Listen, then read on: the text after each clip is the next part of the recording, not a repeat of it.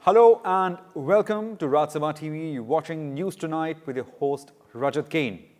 Now these are the top stories of the day. Well, first story. Recoveries outnumbered active COVID-19 cases for first time in India on Wednesday. The country's recovery rate also improved close to 49%, but for the 8th day in a row, India reported close to 10,000 cases. The virus also claimed life of Tamil Nadu DMK MLA J. Anbaragam in Chennai on his 62nd birthday. India's coronavirus count crossed 2,76,000 on Wednesday. While the virus has claimed 7,500 lives so far, 9,985 new cases were recorded in the last 24 hours. 279 patients died on Tuesday. But the Health Ministry figures showed the country had more cured COVID-19 patients than the number of active cases. 1,35,205 patients were cured since the outbreak, while active patients in India stood at 1,33,632 on Wednesday. The overall recovery rate is close to 49%. According to the ICMR, over 50 lakh samples have been tested so far, including 1,45,000 samples on Tuesday. 60% of total caseload is still being reported from Maharashtra, Tamil Nadu, Delhi and Gujarat. Tamil Nadu, Rajasthan, Andhra Pradesh and Telangana have reported their highest daily new cases in the last 5 days. Maharashtra is the worst affected state with over 90,000 cases. The state added 2,259 COVID-19 cases in the last 24 hours. Deaths went up by 120 in the last 24 hours, taking the total to 3,289, which is also the highest among states. Financial capital Mumbai now has 51,100 cases. 1,760 patients have lost their lives till date. Somewhat encouraging is the fact that nearly 47% COVID-19 patients in the state have now recovered. Mortality rate has been 3.6%. In national capital Delhi, the COVID-19 tally rose to 31,309 on Wednesday. 11,861 patients have recovered, while 905 have died. Punjab is seeing one of the highest recovery rates in India. Nearly 80% of coronavirus patients have recovered in the state. There are 497 active COVID-19 patients in Punjab, while 2,167 have recovered. In Tamil Nadu, a DMK MLA who tested positive for coronavirus died in a Chennai hospital on Wednesday morning. The MLA was hospitalized on the 2nd of June after severe acute respiratory distress and tested positive for COVID-19. Tamil Nadu is the second most affected state in the country after Maharashtra with 34,914 COVID-19 cases. These include 16,282 active cases and 307 deaths. Data released by the Johns Hopkins University shows India has the 5th highest number of cases after the US, Brazil, Russia and the UK.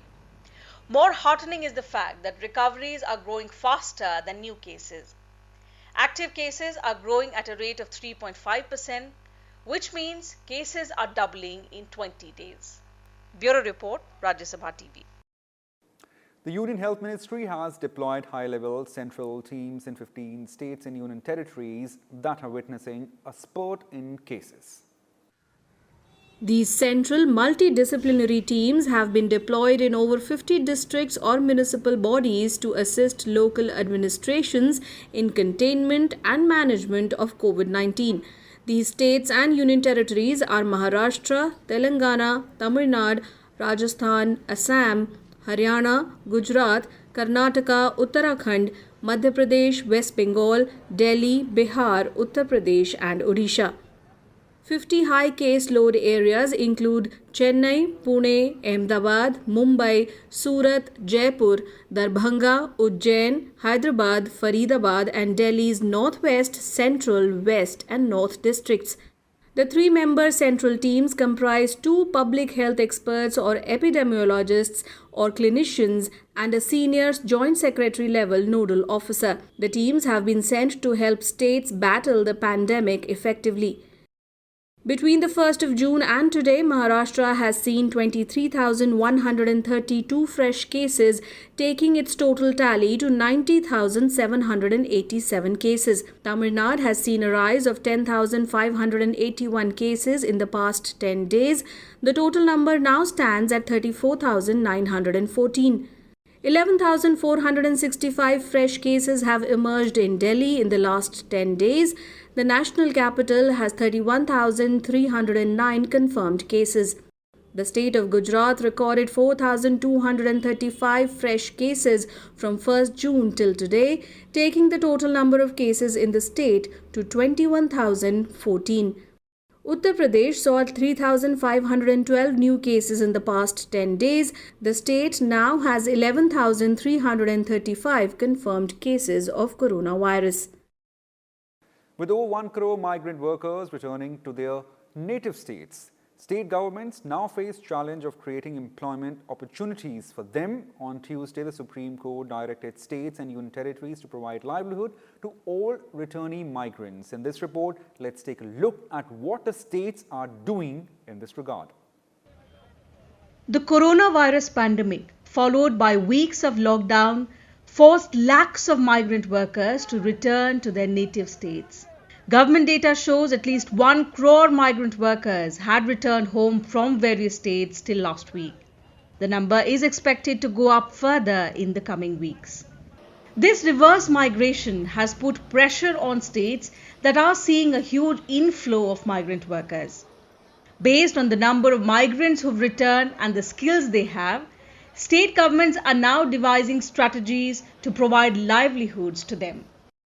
Uttar Pradesh, which has seen the highest number of migrant workers returning home, has mapped the skills of 28,13,000 workers of the 32 lakh who have returned till date. Skill mapping is being done under 94 categories. On the 29th of May, the state government signed a memorandum of understanding with the National Real Estate Development Council in order to employ at least 2.5 lakh migrants who have returned home from different states. Several other industrial bodies and organizations have also signed MOUs with the state government to provide at least 7.5 lakh jobs to these migrants. Besides, the Uttar Pradesh government is also in the process of setting up a migration commission in the state.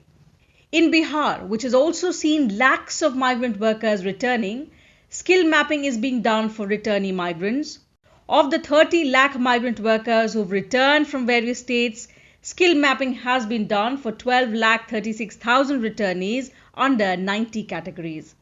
The state government has assured it would give employment to each migrant worker after details of the skill sets are shared with all departments. Neighbouring Jharkhand has launched Mission Saksham app for skill mapping. Of the 5.5 lakh workers who've returned, skill mapping has been done for 2.5 lakh workers in 49 categories under 14 sectors. These workers will be absorbed in SMEs, hotel industry, various ancillary units, etc. Those who are not skilled will be given special training. Jharkhand is also planning to launch an urban wage employment scheme that will guarantee minimum wage to workers in urban areas. This will be similar to the Manrega scheme. The Odisha government has launched a 17,000 crore rupees special livelihood intervention plan under which migrant workers will be given employment. The package includes 6,440 crore rupees for Manrega works, of which 140 crore rupees would be spent on skill development of migrant workers. The Panchayati Raj Department will train 40,000 returnee migrant workers. The state government also plans to construct 1.03 lakh farm ponds in convergence with the flagship wage employment program Manrega to provide gainful employment to migrant workers. All district collectors in the state have been directed to take up more employment intensive projects for about 4 lakh migrant workers under the Odisha Livelihood Mission. Madhya Pradesh Chief Minister Shivraj Singh Chauhan has announced constituting the Migrant Labourers Commission for the welfare of migrant workers in the state.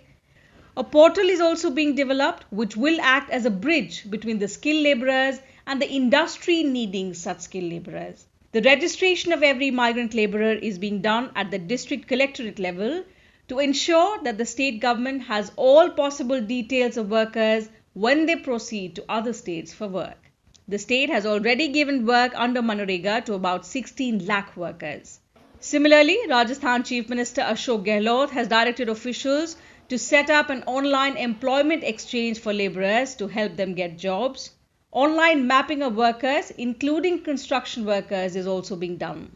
The state government has approved formation of the Pravasi Rajasthani Workers Welfare Fund announced in the budget for the welfare of migrant Rajasthani workers. Most states are relying on the Mahatma Gandhi National Rural Employment Guarantee Scheme for migrant workers in rural areas, and for those in urban areas, state governments are tying up with industry bodies and other organizations to employ them. Bureau Report, Rajya Sabha TV. The centre is trying to create employment opportunities for tribal migrants who are returning to their home states. Stating this in an interview to Rajya Sabha television, Union Minister for Tribal Affairs Arjun Munda says the government is also stepping up efforts to ensure food security for the tribal communities and other forest dwellers. Union Minister Arjun Munda says the government is focused on keeping tribal people from the COVID-19 pandemic and getting them fair returns for their forest produce. Nodal officers have been appointed in the states to ensure this. जो CAMPA fund है, CAMPA fund forest and environment department के माध्यम से disburse होता है, पर tribal focus programmes बने, इसके लिए राज्यों के साथ मिल करके कैसे और बेहतर किया जा सकता है, जिससे ये सुनिश्चित हो कि उन वर्गों को ज़्यादा से ज़्यादा लाभ देने के दृष्टि से हम सफल हो रहे हैं। तो फॉरेस्ट एंड एनवायरनमेंट मिनिस्ट्री के साथ भी और राज्य सरकारों के साथ भी, क्योंकि यह सारी राशि राज्य सरकारों के साथ समन्वय करके यह सुनिश्चित करना है कि टारगेटेड वे में चीज़ों को किया जाए, जिससे कि उसे सीधे सीधे लाभ दिखाई दे। Munda added that the Ministry of Tribal Affairs and Facebook have launched a new initiative to digitally skill 5,000 tribal youth.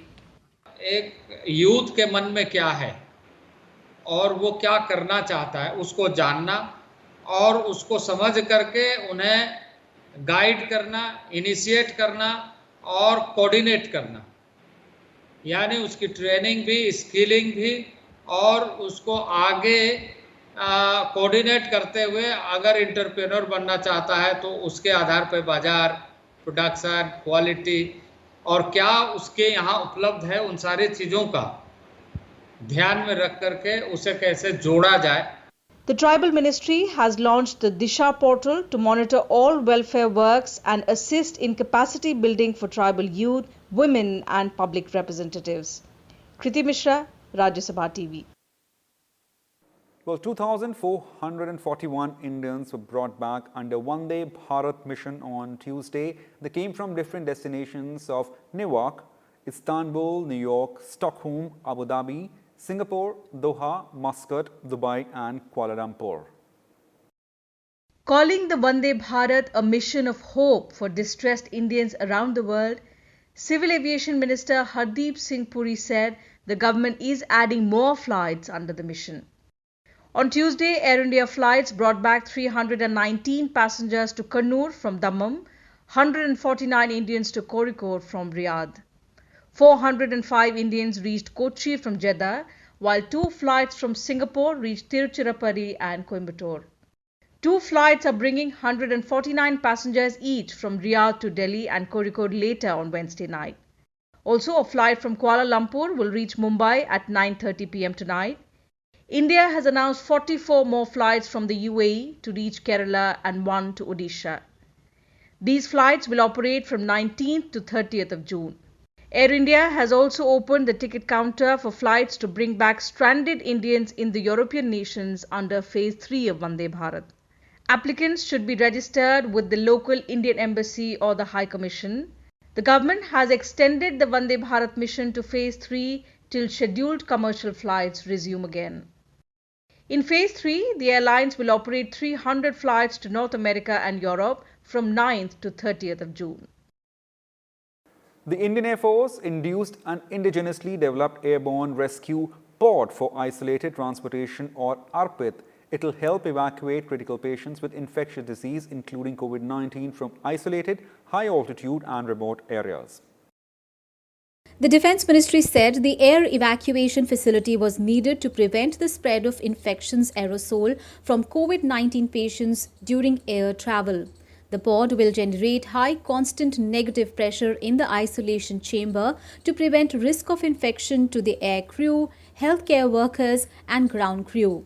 The pod will integrate monitoring instruments and life support instruments and long-arm gloves for use by healthcare professionals. This indigenously designed system cost 60,000 rupees in contrast to imported systems that cost up to 60 lakh rupees. Well, Moscow on Tuesday started easing lockdown restrictions, allowing residents to go to outdoors.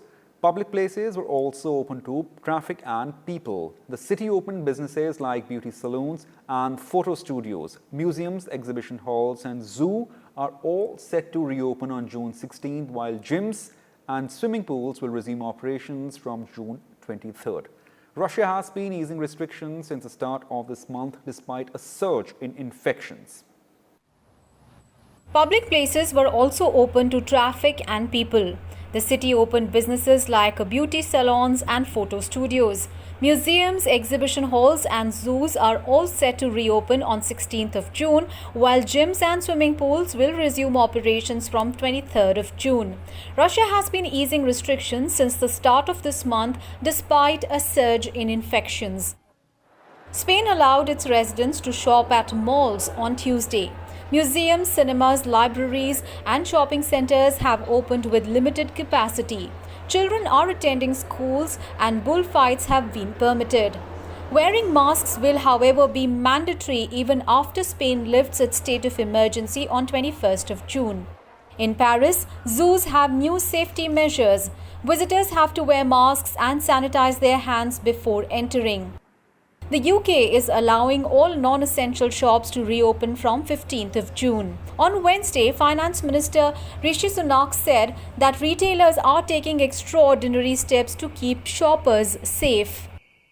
Last month, we set out a clear plan to reopen our country slowly, and today we're at the next stage of that plan, where next week we'll be able to open shops again in our country, and that's because we've met the 5 tests that we set out, and shops like this, John Lewis, have taken extraordinary steps to make sure that that experience is safe, both for their employees and for customers. Lots of new signs, distancing, screens. Malaysia resumed economic activity and allowed interstate travel on Wednesday. Hairdressers, beauty salons and clothing shops are now allowed to operate with social distancing. International borders are closed, while entertainment centers like theme parks and nightclubs, sports that involve close contacts and large gatherings are still not allowed. Malaysia began partially lifting curbs in May amid a decline in new coronavirus cases. In Indonesia, motorbike drivers have adopted backpack-style plastic shields to maintain physical distancing. Indonesia recently allowed public transport to resume operations as part of gradually lifting some restrictions. The United States continues to remain the nation worst hit by the novel coronavirus. With over 2 million coronavirus cases, it is followed by Brazil at 7,42,084 cases. Worldwide, novel coronavirus infections crossed over 7.3 million, with over 4 lakh deaths so far. As economies reopen, Chief Scientist at World Health Organization, Dr. Soumya Swaminathan, has warned of resurgence of coronavirus cases. Dr. Swaminathan told a TV channel that while stringent public health measures stem the transmission of the virus, a second wave of infection is a very real risk. She said, "We don't know if it will be a second wave, a second peak, or a continuing first wave in some countries." She said lockdowns helped blunt the transmission of the disease because people were kept apart. But the moment they mingle again, there is every chance that the transmission could restart.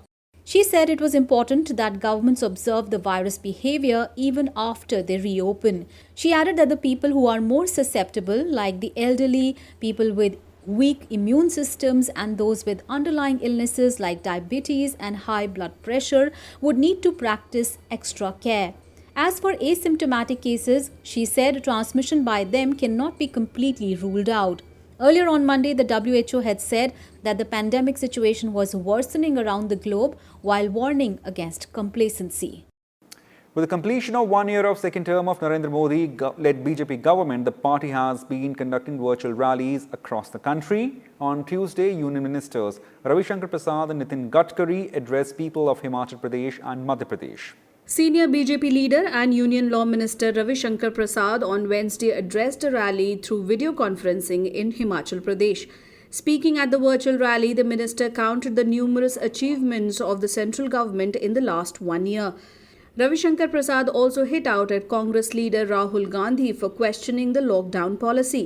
He added that the coronavirus pandemic had proved that the country was safe under the leadership of Prime Minister Narendra Modi. मैं राहुल गांधी से एक सवाल पूछता हूं, हमसे पूछने के पहले अपने मुख्यमंत्रियों से क्यों नहीं पूछते जो आपकी पार्टी के मुख्यमंत्री हैं? पंजाब के मुख्यमंत्री ने जो हिमाचल के पड़ोस में है, लॉकडाउन सबसे पहले किया, वहां तो उन्होंने कर्फ्यू भी लगा दिया, आज भी 30 जून तक लगाए हुए हैं, राजस्थान ने लगा रखा है, महाराष्ट्र में आपकी पार्टी सहयोगी है। तो नरेंद्र मोदी और जयराम ठाकुर और देश से सवाल पूछने के पहले राहुल गांधी जी कृपया करके अपने अंदर झांकिए कि आपके मुख्यमंत्री आपकी बात क्यों नहीं सुनते हैं। Similarly, Transport Minister Nitin Gadkari addressed the people of Madhya Pradesh via video conferencing. Gadkari said, under the leadership of Prime Minister Modi, we have achieved those milestones that were considered impossible. He added that what the Congress could not do in the last 55 years has been done by the BJP in just 5 years.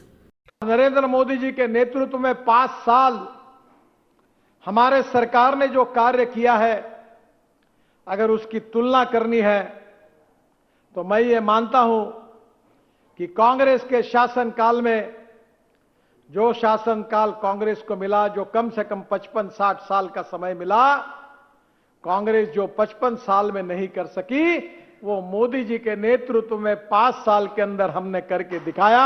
यही हमारे सरकार का सबसे बड़ा काम है। Union Minister for Women and Child Development Smriti Irani also attended a rally in the Kumaon region of Uttarakhand. BJP has launched these outreach programs to mark the completion of 1 year of Modi government's second term. At least 75 virtual rallies are expected to be held by senior BJP leaders and union ministers across the country. Bureau Report, Rajya Sabha TV. The Ayush Ministry on Wednesday held a curtain raiser event of International Day of Yoga 2020. The curtain raiser marked 10-day official countdown to International Day of Yoga, the day marking and celebrating yoga across the world. Prime Minister Modi, Ayush Minister Shripad Nayak, Union Minister Dr. Jitendra Singh and President of Indian Council of Cultural Relations, Dr. Vinay Sahasrabudhe addressed the event, which was telecast live on national broadcaster Doordarshan. अंतर्राष्ट्रीय योग दिवस जल्द ही आने वाला है। योग जैसे जैसे लोगों के जीवन से जुड़ रहा है, लोगों में अपने स्वास्थ्य को लेकर जागरूकता भी लगातार बढ़ रही है। अभी कोरोना संकट के दौरान भी ये देखा जा रहा है कि हॉलीवुड से हरिद्वार तक घर में रहते हुए लोग योग पर बहुत गंभीरता से ध्यान दे रहे हैं। हर जगह लोगों ने योग और उसके साथ साथ आयुर्वेद के बारे में और ज्यादा जानना चाहा है, उसे अपनाना चाहा है। इस बार जो कार्यक्रम होगा वो घर में ही, अपने अपने घर में ही होगा और इसी से हम इस साल का इंटरनेशनल डे ऑफ योगा मनाएंगे। कई कार्यक्रम इसके ऊपर हमने रखे हुए हैं कि एक जो वीडियो वाली स्पर्धा हमने रखी हुई है, ये स्पर्धा जो योग करते हुए जो छोटा सा वीडियो रिकॉर्डिंग करके ये ब्लॉग वहाँ भेज देगा और योग के बारे में क्या एग्जैक्टली उसका फायदा हुआ है, क्या फायदे हैं, इसमें जो बताएगा उसको हमने 1 लाख का प्राइज रखा हुआ है, 1 लाख रुपीस का प्राइज रखा हुआ है। कि आज केवल भारत में ही नहीं बल्कि दुनिया भर में घर घर में योग पहुंच चुका है। इसका योग अभ्यास हर अवस्था के लोग हर घर में कर रहे हैं। और जैसा आपने आरंभिक अपने रिमार्क्स में उल्लेख किया कि कोरोना के चलते जो पिछले 5-6 वर्ष में योग को लेकर के देश भर में और विदेश में भी जिस प्रकार की रुचि जागृत हुई थी और जिस तरह से लोगों को उसकी समझ आई थी, वो कोरोना के चलते भी काम आई है। और India and Chinese troops are implementing the positive consensus reached by senior military officials of the two countries on June 6th. A Chinese Foreign Ministry spokesperson said on Wednesday that India and China have slightly pulled back troops from 3 out of 4 confrontation sites along the LAC in eastern Ladakh. A Chinese Foreign Ministry spokesperson said on Wednesday that India and China have slightly pulled back troops from 3 out of the 4 confrontation sites along the LAC in eastern Ladakh. The move is seen as a huge confidence-building measure ahead of another round of military talks from Wednesday and Thursday. Chinese Foreign Ministry spokesperson Hua Chunying said that both sides are taking steps to ease the situation along the borders. Following the military-level talks, the Indian Foreign Ministry had said that both sides agreed on an early resolution. On Monday, Defence Minister Rajnath Singh also said that India wants a resolution of the decades-old border issue with China as soon as possible. Well, 2 firefighters are killed in a blaze that broke out at gas well of Oil India Limited at Baghjan in Tinsukia district of Assam on Tuesday. The Baghjan well adjoins the rich biodiversity-filled Dibru-Saikhowa National Park. Oil India Limited officials said the oil well had been leaking gas for over 15 days, affecting forested areas and human habitations in a 1-kilometer radius.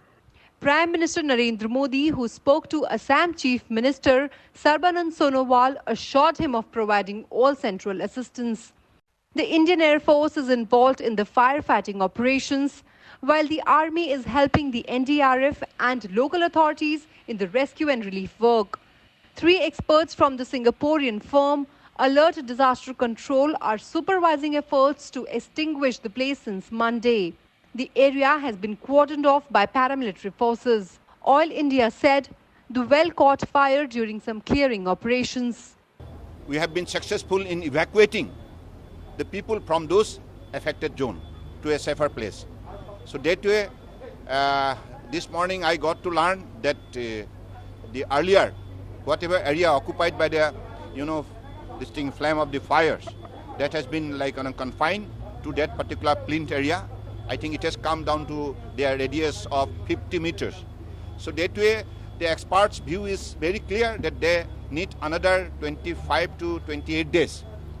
States across western coast are set to receive widespread showers this week owing to active circulations over the Arabian Sea as well as Bay of Bengal. According to the Met Department, monsoon will progress further into Goa, coastal Andhra Pradesh, parts of Tamil Nadu, Karnataka and the northeastern states in the next 2 or 3 days. It will also cover the central Arabian Sea and northern Bay of Bengal. After that, the monsoon will move into Maharashtra, Telangana, Odisha, Gangetic West Bengal and Sikkim by June 12th. The southwest monsoon made an onset over Kerala, marking the commencement of the 4-month-long rainfall season on June 1st. Well, that's it on News Tonight on Rajya Sabha TV. Thanks for watching this bulletin and stay tuned to Rajya Sabha TV.